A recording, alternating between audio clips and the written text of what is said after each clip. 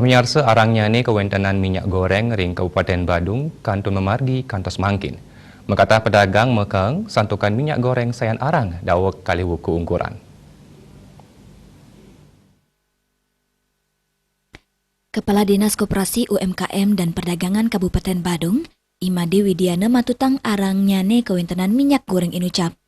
Nanging pai ketandane durung presiden ngeruruhang selapa margi. Kantos mangkin kewentenan minyak goreng curah kejantanang kosong.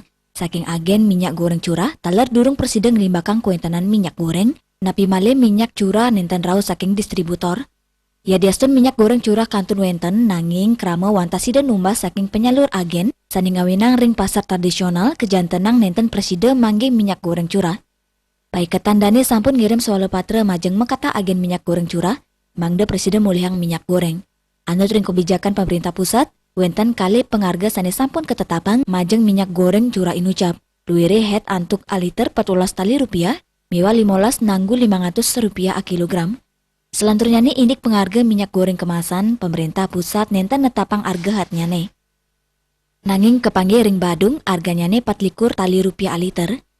Nyangre pengerau Hari Raya Idul Fitri siu sama petang daset 3 Hijriah, Tim Satgas Pangan dan TPID Kabupaten Badung sane kainter Asisten Perekonomian dan Pembangunan Kabupaten Badung ngelaksana yang sesela indik pengelimbakan distribusi terpengharga barang pembuat pokok, majeng mekata distributor, pasar modern sal pasar tradisional.